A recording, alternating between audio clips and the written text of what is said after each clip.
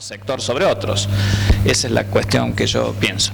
Y además en el terreno de pensar más en la sustancia que en ciertas cosas, compartiendo lo que dice Daniel en ese punto, creo que si la universidad tiene, digamos, o comparte una visión estratégica de apuntalar, por ejemplo, lo que dije al principio, las ciencias sociales, el desarrollo de las ciencias sociales, no es necesario crear el instrumento de las facultades. Hay muchas, digamos, políticas y acciones que se podrían dar en el marco de esa estrategia, entre ellos las asignaciones presupuestarias que sean pertinentes para fortalecer esas líneas de trabajo, digamos. No es necesario crear una facultad, mágicamente eso no resuelve los problemas, digamos. Yo te puedo agregar algo más, fíjate. Todas las facultades que se han creado están en el área, ninguna es del área de las duras. Ninguna es del área de las duras. En la distribución presupuestaria, las últimas veces que hubo el presupuesto genuino, que ha sido hace 4 años, porque están ustedes prácticamente no ha habido, siempre las priorizamos. Siempre, pero no por porco, por mucho. ¿Qué sé yo? Nosotros estábamos a la mitad de las tablas de las necesidades, estaban otras que estaban por abajo nuestra, y después estaban 6 que estaban por arriba. Esas eran sociales, esencialmente, salvo arquitectura, que es una, digamos, es entre arte social y técnica, digamos. Tuvieron mucho fondo, pero 5 veces más fondo que nosotros.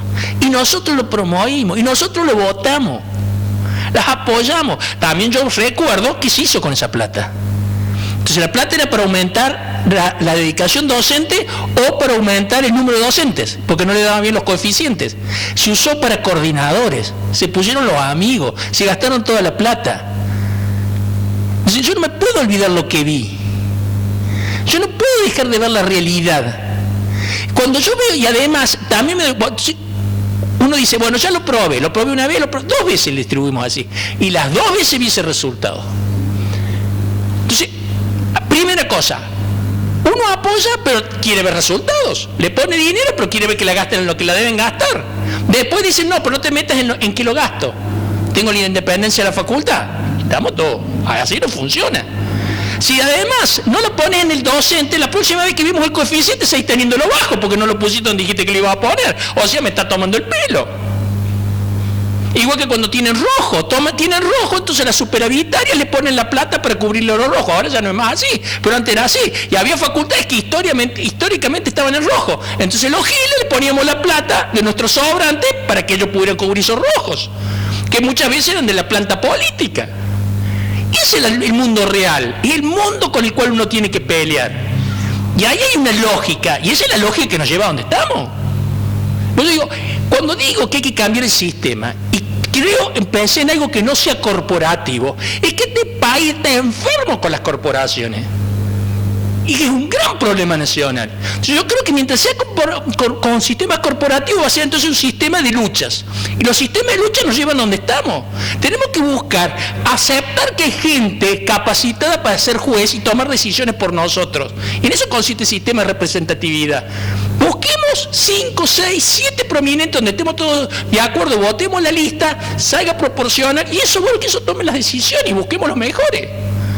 Pero si no, si simplemente va a ser por corporación, va a ser una guerra permanente y nunca vamos a llegar a ningún lado. Ese ya es un convencimiento. No pensaba esto hace 15 años atrás. Pero después de estar tanto tiempo metido en el Consejo Superior, me di cuenta que así no vamos. Bueno, vamos cerrando, ¿no? Yo tengo algunas preguntas, resumen.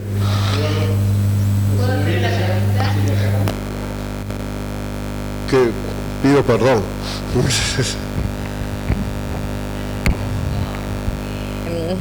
Arriesgada. Yo considero que la educación es una herramienta de transformación social, tanto interna como externa, y eso es una herramienta que le genera a un país competitividades y en algún momento generar transformaciones en el orden internacional. La pregunta sería, desde las 3 visiones que comparte una parcialidad de cada uno, es, con el modelo actual, que los resultados se van a ver en un mediano y largo plazo, ¿qué hacemos con la educación? ¿A dónde vamos en el mundo? Porque también creo que eso hay que pensar.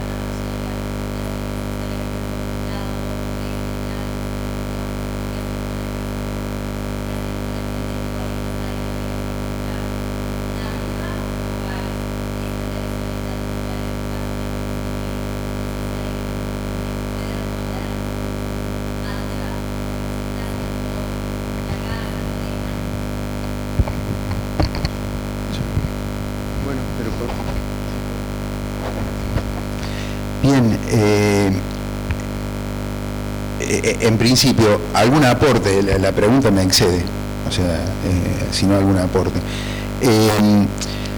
Quiero sumar a lo que dije antes, digamos, esta necesidad, esta idea de asignarle a la universidad un rol transformador de la sociedad, una herramienta de progreso social, un lugar donde se gestan las ideas necesarias, digamos, para una sociedad. Como decía Eduardo en la introducción, mucho más temprano hoy, el grueso de los dirigentes que conducen este país, la provincia y la municipalidad, han pasado por la universidad. Y muchas de las propuestas técnicas que está requiriendo la nación, la provincia y la municipalidad, de hecho con John firmamos convenios bastante seguidos, salen de la misma universidad. Un aspecto que quiero sumar como gran preocupación, porque lo mencionó Daniel y me daba cuenta que no lo había tomado cuando hice la presentación, es el tema de las orientaciones vocacionales. O sea, nosotros en esta masividad no estamos siendo lo suficientemente efectivos en la orientación hacia lo que más estamos necesitando. Se hacen esfuerzos en esto. Hay becas, lo que comentaba alguno de los ingenieros en la carrera de primero a último año con sueldo, el que quiere estudiar ingeniería. Las becas del Bicentenario pagan todas las carreras técnicas, le dan una beca que no alcanza, no es como lo de ingeniería, no alcanza para vivir solo de eso, pero en todas las carreras técnicas hay una beca para que, digamos, la idea es persuadir al estudiante que elige estas carreras si tiene alguna duda, y luego está todo lo que podemos hacer desde las ciencias exactas para despertar vocaciones científicas, para hacer perder el miedo a la matemática. Yo creo que Paenza, por ejemplo, hace más que todos los gobiernos juntos, con la posibilidad de que el estudiante, el joven, el adolescente le pierda cierto miedo, le pierda respeto a la matemática y se vuelque hacia estas áreas del conocimiento. La matrícula en ingeniería ha aumentado, la matrícula en algunas ingenierías, sobre todo en biomédica, por ejemplo, se ha disparado, pero seguimos teniendo no solamente problemas de falta de lo que se están recibiendo, inclusive a veces no se reciben porque les salen trabajos cuando andan en cuarto año. Nos pasa con todas las carreras ligadas a sistemas, a informática, nos pasa con muchas de esas carreras. Y obviamente nos están sobrando, por otro lado, un montón de profesionales. Yo no sé qué vamos a hacer en Córdoba con la cantidad de psicólogos que vamos a tener.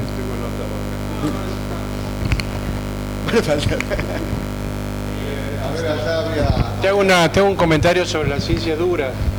Yo estuve muchos años como director del clúster, no sé cómo funciona.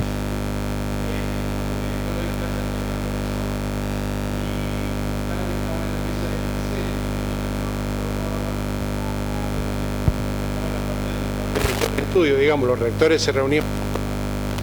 Y el problema de la informática es que en cualquier escalón de la informática el chico puede ir a trabajar, cosa que no pasa con los abogados, con los médicos, con los demás. Y creo que no se ajustan las currículas a las necesidades del mercado. Mi mensaje en todas las reuniones era: señores, los ingenieros que ustedes egresan no tienen cabida en nuestras empresas. Entonces, y no se ha cambiado eso. Eso sigue exactamente igual. Yo viajo todos los años al Silicon Valley, a Stanford, llevando gente de acá y viendo materias allá, y la currícula de allá es mucho más corta, mucho más sencilla y mucho más dinámica. Y hay un axioma en el Silicon Valley que dice: de cada 10 chicos que hoy están haciendo algo, dentro de 5 años, 7 harán una cosa diferente. Y no se están adecuando las currículas a eso, a la dinámica de la... Yo traigo ingenieros de San Salvador y de la India. Y la verdad me piden cosas que ni siquiera sé pronunciar, por tan dinámico que no. Ahora necesito en esto y tengo que salir a buscar, y no hay una universidad que los capacite en eso. Se hizo un experimento muy lindo que se llamó Entra 21, donde se sacaron chicos de Villa Cornú con un trabajo donde se buscaba orientación al pensamiento lógico y matemático, y en 6 meses se formaban programadores. Eso fue una muy buena experiencia que tuvimos en el clúster y no se repitió más, se quedó ahí.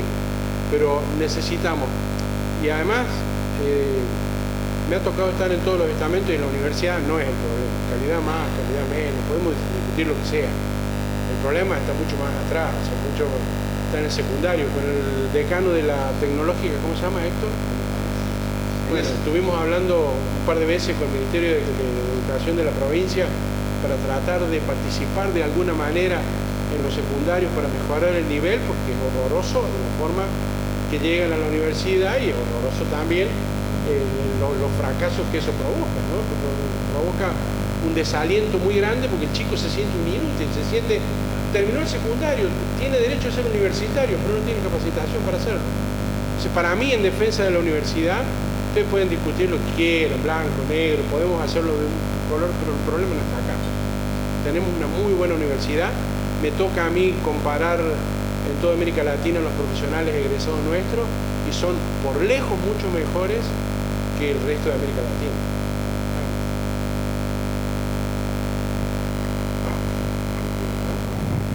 Allá esa mesa que está pendiente, una pregunta corta. Sí, tenés razón, la verdad que la tenés. Sí, buenas noches. Buenas noches. Bueno, mi nombre es Néstor.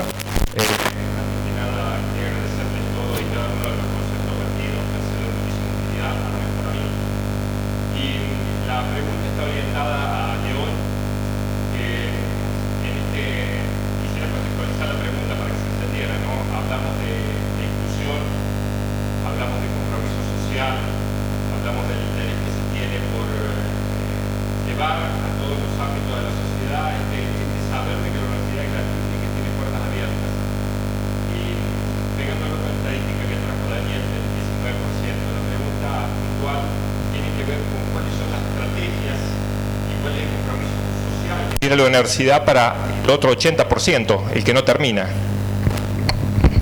Sí.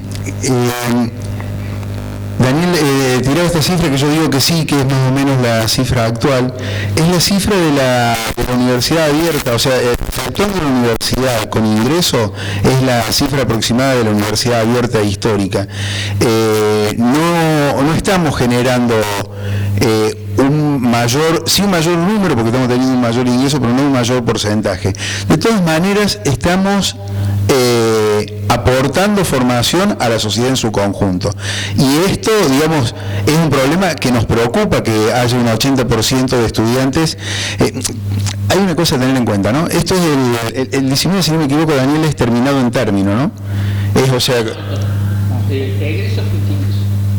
Egreso en cualquier momento de la carrera. Es un promedio, las carreras que tienen un número más bajo y otras que tienen un número más alto. Sí. Sí, claro, porque la nuestra es más... Ahora cambia los últimos 2 años. No ha cambiado. Yo he visto las últimas curvas, están muy parejas. Nosotros ahí...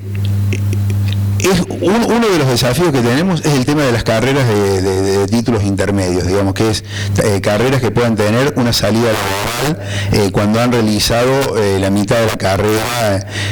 Por ejemplo, en bioquímica no existe el técnico de laboratorio. O sea, tenemos un montón que en bioquímica, lo conozco, soy egresado de ahí, muchos estudiantes que se desilusionan con la carrera cuando entran al hospital. Es un error la carrera, que la práctica está tan al final que uno se da cuenta cuál es su rol cuando está terminando. Y hay muchísima gente que abandona ahí y bueno, es una gente que se ha formado muy bien. De hecho, muchísimos trabajan de técnicos en los laboratorios, pero no terminan esa carrera. En el caso de las ingenierías, ni hablar de la cantidad de posibilidades de carreras intermedias que se pueden generar desde las ingenierías. Pero es un tema en el que no hemos avanzado de lo que son estos enunciados que estoy diciendo. O sea, ¿Se debe preocupar por la meritocracia o no se debe preocupar por la cultura de la meritocracia? Me parece que es un tema que es insolayable. A lo mejor resolvemos que no se tiene que preocupar por la meritocracia.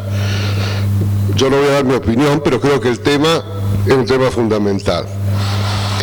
El otro tema es, ¿la universidad se tiene que preocupar por la ética o no se tiene que preocupar por la ética?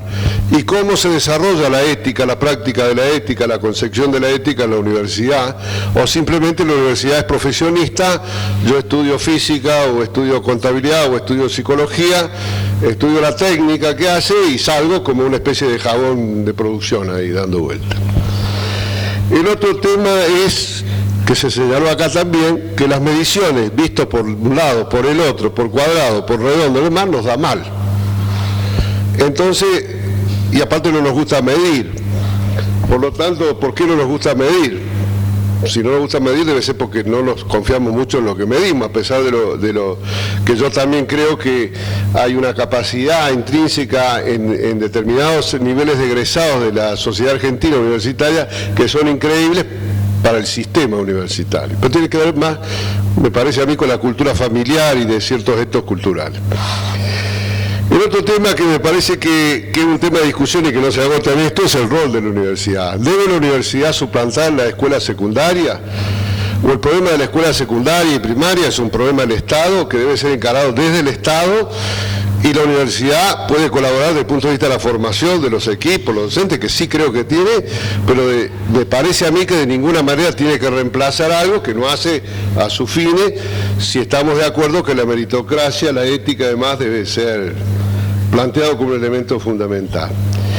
El otro tema que surge acá y que tuvo que ver con el tema de las inversiones que se planteó es que evidentemente no tenemos una burguesía, este es un país sin burguesía, entendiendo por burguesía un sector capitalista con un proyecto político que tenga un modelo de desarrollo en ciernes. La burguesía acá se agotó, son las tipicidades de la historia de Argentina y quizás se vuelva a generar, y si no se vuelve a generar, creo que los problemas van a seguir por mucho tiempo.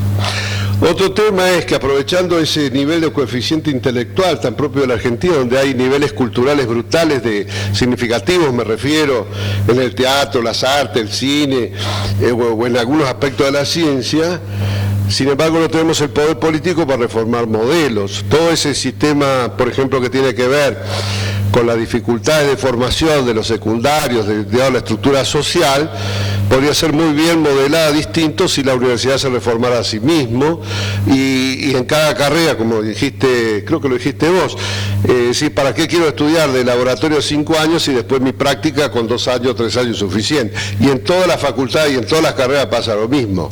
Uno estudia de contador y con 2 años para el 90%, digamos, de la práctica sería suficiente, lo cual implica una revolución cultural, porque la corporación profesional es muy fuerte. Entonces yo creo que son temas que si la universidad no los aborda, la pregunta que yo hago es quién los aborda. Y uno de los desafíos es que la universidad tiene que atreverse a discutir temas que vayan más allá de la problemática ordinaria del día a día. Y esto exige mucho valor. Exige muchísimo valor, muchísima capacidad, incluso de renunciar a algunos privilegios que podamos tener para poner las cosas sobre el tapete. Entonces quedan 3 preguntas y con esto cerramos, no porque yo quiera cerrar, sino por la hora.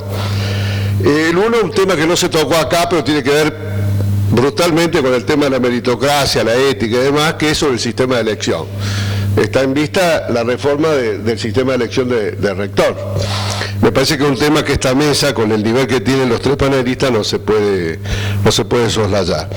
El otro tema concreto, que también surgió, pero que yo lo quiero plantear concretamente, es qué hacemos con iba a hablar de planes estratégicos, pero lo han desarrollado también, que no voy a hablar sobre el tema, sino de dónde surge el poder para limitar carreras que son un despilfarro de recursos que la sociedad no requiere, por lo menos en la dimensión que se está soslayando, y que va en detrimento de otras facultades, como las ciencias duras o la que fuera. Caso que lo dieron, psicología, por ejemplo. No porque yo no crea que los psicólogos son necesarios, pero no creo que haya falta 12.000 psicólogos. Y el otro tema, que engloba los otros 2, es sobre el rol de la universidad. ¿Cuál es el verdadero rol de la universidad? Porque si no nos ponemos de acuerdo sobre el rol de la universidad, claro, puede haber 50.000 recetas diferentes, ¿no? Son 3 puntos que a mí me gustaría que estos 3 panelistas que realmente nos honra, Porque estas son las contradicciones de la sociedad argentina. Tenemos 3 panelistas con un nivel intelectual y experiencia y formación increíble, pero no se a mi modo de ver, y en esto no tengo la verdad, no se trasuntan en la vida universitaria, por todo el sistema político que rige la vida universitaria. Así que bueno, planteado esto, y cerramos, y disculpen que yo cierre, pero bueno, son los privilegios de ser presidente. Algún privilegio hay que tener. Así que bueno, ¿quién quiere empezar?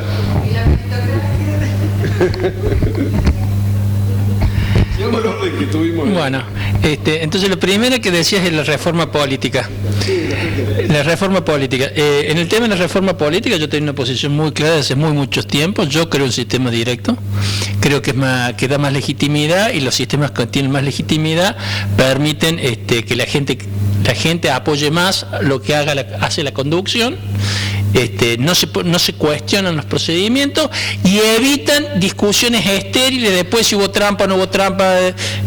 Y el miedo que se tiene del sistema directo, y es que es la partidización, yo creo que ya está partidizado, o sea, no va a cambiar demasiado lo que ya existe, y se pueden poner límites armando alguna reglamentación desde el punto de vista de qué tipo de campaña se puede hacer. O sea, eso lo mantengo ya hace más de 20 años, o sea, yo sigo manteniendo mi posición al respecto.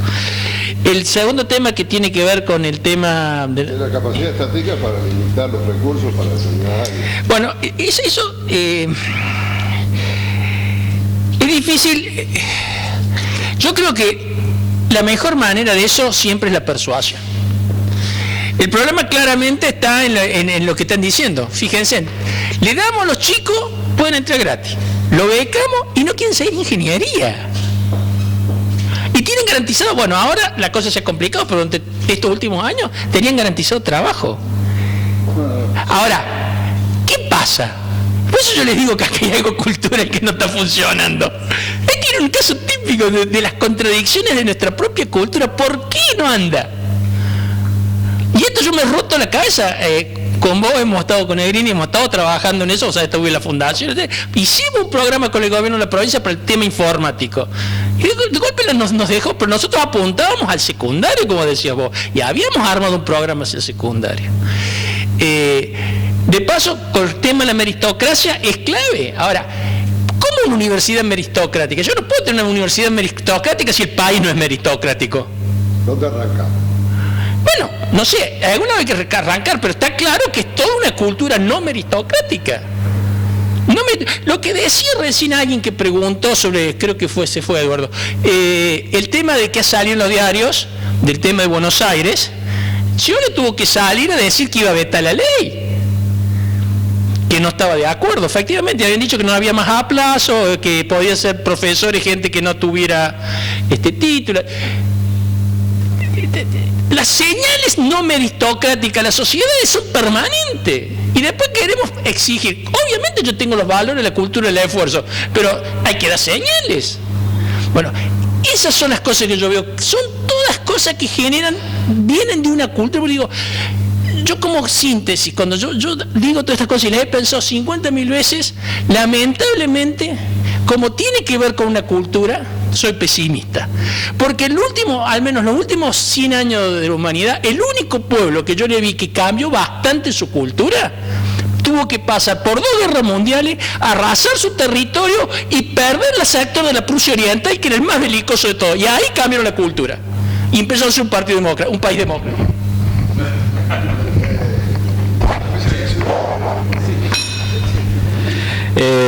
Bueno, para ser breve, porque se hizo muy tarde ya. Sí, tenemos minutos contados. Con respecto al tema de la reforma política, con respecto al sistema de elección de autoridades unipersonales, es decir, rector, decanos y demás, yo pienso que yo conceptual y teóricamente no estoy de acuerdo con el sistema directo de elección, porque pienso que, digamos, entre otras cosas, no le temo a la cuestión esta de la partidización y demás, porque esa cuestión está ya atravesando de algún modo las instituciones y demás, pero pienso que la esencia del gobierno universitario es la democracia de sus claustros, es el cogobierno, es decir, es un gobierno en el que están representados los distintos sectores de la universidad, los claustros, docentes, estudiantes, no docentes y graduados. Y evidentemente un esquema de elección directa de las autoridades unipersonales lo que va a hacer es acentuar los ya significativos rasgos hacia el presidencialismo que caracteriza en general la cultura argentina. Eso va a ir en desmedro del funcionamiento de los órganos colegiados de gobierno. Si uno repasa los estatutos universitarios, el nivel de atribuciones en cuanto a las facultades para tomar decisiones de los órganos colegiados de gobiernos es infinitamente superior al de las autoridades unipersonales. Aún así, hoy por hoy existen liderazgos acentuados y los consejos directivos y el Consejo Superior muchas veces ven menguada su facultad real, práctica, frente a esas... Bueno, creo que un sistema de elección directa va a acentuar eso negativamente. O sea, va a deteriorar el esquema de representación de claustros. No estoy diciendo con esto que aspiro a una universidad menos democrática, al contrario, pienso en que la cultura democrática tiene que ser aún más profundizada. Lo que sucede es que la democracia está en la democracia de sus claustros, digamos. O sea, todos los claustros que están representados en los órganos de gobierno son elegidos en forma directa. Eso es lo que yo pienso o he pensado, o sigo pensando respecto del sistema universitario, en el sistema universitario. Además, el problema es que la elección directa en la universidad para autoridades unipersonales no se puede hacer tan directa como su nombre lo indica, porque para que fuese una elección directa debería ser un hombre, un voto, y eso es imposible porque la proporción de estudiantes es superior, infinitamente superior a la de los profesores y demás, de modo tal que hay que empezarle a hacer retoques al resultado de la elección directa, que son las ponderaciones de pesos relativos entre profesores, estudiantes, etcétera. Y a su vez las facultades no quieren perder el peso que tienen igualitario, entonces hace que también se piense en ponderar a su vez, entonces le metemos factores de ponderación al resultado, entonces va a suceder cosas tales como un no docente que pertenece a una facultad en la que hay 50 docentes, su voto va a valer 20 veces más que el de un no docente de una facultad que tiene 1000 no docentes. Y esto que estoy diciendo, 50 no docentes y 1000 no docentes, es una realidad, no es un ejemplo hipotético, es un ejemplo real. O sea, hay facultades que tienen 50 no docentes y hay una facultad que tiene 1000 no docentes, por decirlo de alguna manera. Bueno, dicho todo esto, o sea, esto hace que esa elección directa no sea tan directa, hay que retocarla con un montón de cosas. Sin embargo, creo yo que esta cuestión que yo defino teórica, por eso dije teórica y conceptualmente estoy en desacuerdo, creo que también ha mostrado muchos déficits el sistema actual de elección, muchas presiones corporativas, muchos componendas que hacen que la voluntad de los electores muchas veces se vea alterada. Y es probable que un esquema de elección directa en el que no existe esa intermediación entre los representados y los votantes, los ciudadanos universitarios, sea mejor desde ese punto de vista. Y creo que esto ha sido algo que ha afectado bastante en los últimos años a la universidad, y que a lo mejor un sistema, de alguna forma, un sistema directo para elegir a las autoridades unipersonales pueda ser positivo en ese contexto. No hay ninguna universidad grande de Argentina que tenga un sistema directo de elección. Y hay algunas universidades más pequeñas que sí tienen distintos sistemas con distintos resultados en cuanto a su funcionamiento. No soy muy optimista, pero creo y estaría dispuesto a considerar la posibilidad de avanzar en un esquema con alguna característica de elección directa de autoridad, atendiendo a la gravedad que ha tenido este esta forma de adulteración de la voluntad de los representantes de los órganos colegiados.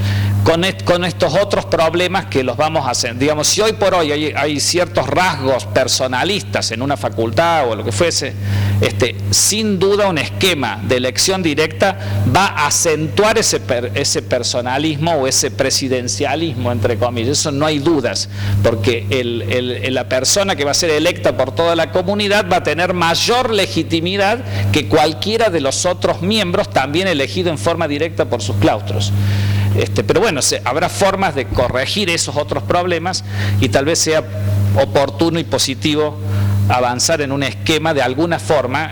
No es tan fácil por todo este tema de las ponderaciones. Yo no voy a avanzar sobre los otros porque si no nos vamos muy tarde. Y así termina. Sí, trato de ser lo más breve. Lo más breve. La propuesta que está impulsando la actual gestión de la universidad es pasar a que la elección de las autoridades unipersonales, o sea, rectores y rector y vicerrector y decanos y vicedecanos, sean elegidos manteniendo la misma estructura que tiene hoy, porque los 50 no docentes de una facultad hoy tienen el mismo peso que los 1000 de la otra. O sea, bueno, nosotros entendemos que la elección directa es una opción que puede mejorar la representatividad y puede aumentar la transparencia en la elección de las autoridades unipersonales. Entendemos que lo mejor sería resolver que haya una elección directa, manteniendo las actuales proporciones y las actuales ponderaciones a través de las cuales se hacen. Creemos que sería importante que se eligiera por fórmula, que se eligiera una fórmula de decano y vicedecano y una fórmula de rector y vicerrector. Entendemos que habría que reglamentar bien la campaña electoral para tratar de disminuir la influencia y la incidencia de las organizaciones y los partidos políticos. Sin embargo, sabemos que va a haber una mayor incidencia, pero de hecho también en este momento los partidos intentan incidir y hacen su juego dentro de la universidad, más allá de que la elección sea indirecta. Creemos que sería óptimo que se mantengan las fechas de elecciones de cada una de las facultades en las fechas que están en este momento, no apuntar a unificar todo para que no se convierta en una superelección. Y sí va a ser una elección en la que participarían prácticamente 200.000 electores el día que se elige el rector.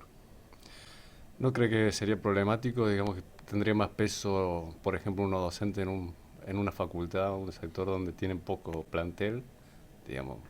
La proporción es la que se mantiene hoy, o sea, es la misma que vienen teniendo en este momento un no docente de una facultad pequeña, que son 30 no docentes. Bueno, tiene ese conjunto de no docentes, elige un consejero que vota tanto al decano como luego al rector.